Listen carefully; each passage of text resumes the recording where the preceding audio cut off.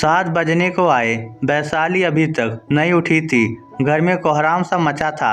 साथ ही शोभा जी चिल्ला रही थी कि महारानी की नींद नहीं हुई, अभी तक आराम से सोई पड़ी है। कब से चाय के लिए बैठे हैं। बच्चे अलग खुसुर फुसुर कर रहे थे कि मम्मी अभी तक नहीं उठी है, कब टिफिन बनेगा। नाश्ता भी नहीं बना है, बस का टाइम हो गया।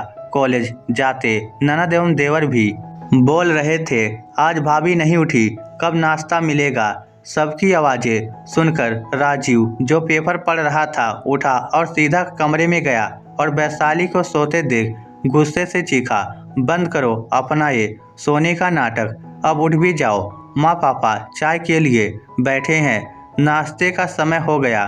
वैशाली ने आंखें खोलने की कोशिश की किंतु वह खुल ही नहीं रही थी, वह वापस बंद हो गई। राजीव को लगा कि यह उठना नहीं चाह रही, जोर से बोला, क्या है, अब उठ भी जाओ। ये कहते उसने जैसे ही वैशाली को हाथ पकड़कर उठाना चाहा, जैसे उसे करंट लग गया। वैशाली का हाथ धधक रहा था, उसने माथा छुआ, उसे तेज बुखार था, वह अर्धमूर्छित सी हो रही थी। तभी बाहर से माँ की तेज आवाज आई, अभी तक महारानी का सोने का नाटक खत्म नहीं हुआ। तभी राजीव बदहवास सा कमरे से बाहर निकला। माँ बोली, क्या आज महारानी भांग खाकर सोई है जो उठने का नाम ही नहीं ले रही। राजीव एकदम चीख पड़ा, चुप हो जाओ माँ, वैशाली को तेज बुखार है, वह उठ नहीं पा रही है। माँ बोली, बेटा कुछ नहीं है, काम से बचने के लिए सब नाटक कर रही है। माँ बस भी करो, वैशाली बेहोश है और तुम्हें नाटक लग रहा है। बहन सीमा से बोला, तुम मम्मी के साथ मिलकर नाश्ता बनाओ और भाई विजय से बोला, तुम बच्चों को बस पर छोड़कर आओ, मैं वैशाली को लेकर अस्पताल जा रहा हूँ। तभी एम्बुलेंस सायरन बजती दरवाजे पर आ गई। राजीव ने पहले ही फोन कर दिया था। मुश्किल से वैशाली को एम्बुलेंस में लिटाया और रवाना हो गया। अस्पताल में पहुंचकर तुरंत इमरजेंसी में एडमिट किया। डॉक्टर ने जांच करने के बाद इलाज चालू कर दिया। राजीव बोला, क्या हुआ है डॉक्टर साहब, कोई खतरा तो नहीं। डॉक्टर बोले, फिलहाल तो समय पर इलाज मिलने से खतरा टल गया, पर आगे आपको सावधानी रखनी होगी। मरीज बहुत कमज़ोर है, अत्यधिक काम एवं स्ट्रेस की वजह से इनकी ये हालत हो गई। ये अपने खाने पीने का ध्यान भी नहीं रखती। आप इनका खाने पीने का ध्यान रखें, पौष्टिक खाना खिलाएं और कम से कम 1 माह तक बेड रेस्ट पर रखें और ध्यान रखें कि इन्हें किसी तरह का स्ट्रेस ना हो। स्ट्रेस से दिल का दौरा भी पड़ सकता है। राजीव सुनकर अवाक रह गया। वैशाली कब से इतनी बीमार है, उसने मुझे कभी क्यों नहीं बताया, या कभी मेरे पास उसकी बात सुनने का समय ही नहीं था। मैं तो सोचता था कि वह अपनी घर गृहस्थी में मस्त है, मुझे क्या पता वह क्या क्या झेल रही थी। गलती तो मेरी ही है जो मैंने उसे ऐसे एकदम अकेला छोड़ दिया। माँ तो कितना परेशान करती है, पर मैंने कभी नहीं पूछा, न जानना चाहा कि उसकी परेशानी क्या है। जो हुआ सो हुआ, पर अब मैं अपनी वैशाली का पूरा ध्यान रखूँगा। 5 दिन अस्पताल में रहकर वैशाली घर आई। सास ननद देवर सब तैयार बैठे थे कि कब वैशाली आए और उन्हें घर के कामों से छुट्टी मिले। पर ये क्या, भैया ने तो भाभी को उनके कमरे में जाकर लेटा दिया।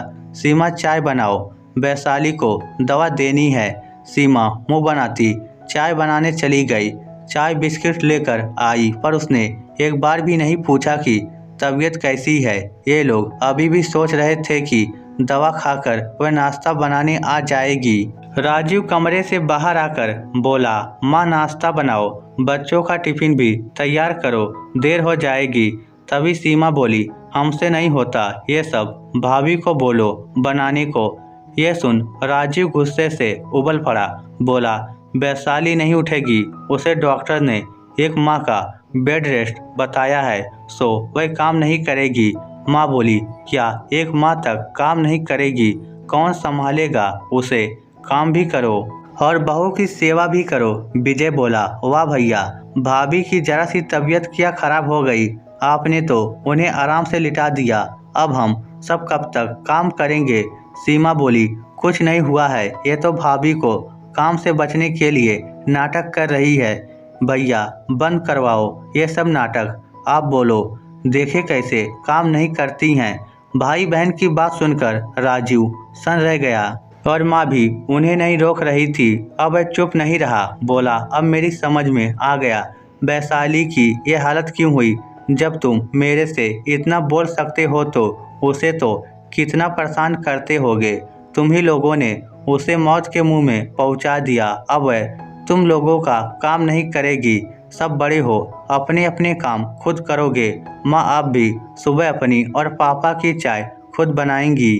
अभी इतनी भी बूढ़ी नहीं हुई हैं आप। तभी ससुर जी जो चुपचाप बैठे बैठे सुन रहे थे बोले, 8 आदमियों का काम बेचारी उस बच्ची पर अकेले डाल दिया।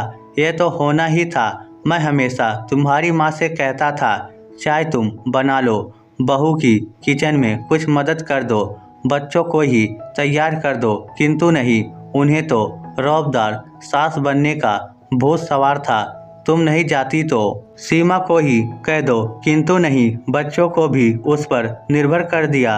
वह भी इंसान है, कितना सहन करती। पापा जो हुआ सो हुआ, अब से मैं उसकी मदद करूंगा। अभी वह बहुत कमज़ोर है, उठ भी नहीं पा रही, सो वह काम नहीं करेगी।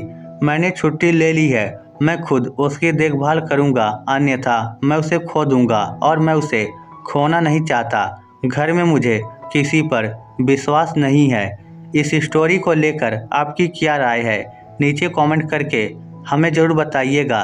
धन्यवाद।